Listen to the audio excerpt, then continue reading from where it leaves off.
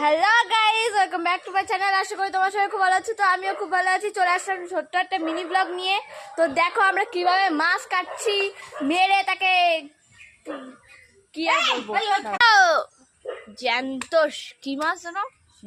শিং মাছ কিভাবে মারতেছে।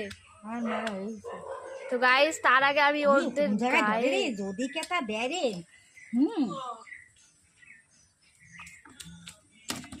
দেখছো এখনো মরে নাই, ফোন করে ফেলাই দিতে এখনই তোরে লেজে আর দিলে কচাত করে আর জ্বরে। তো গাইস দেখুন এরা কি করে।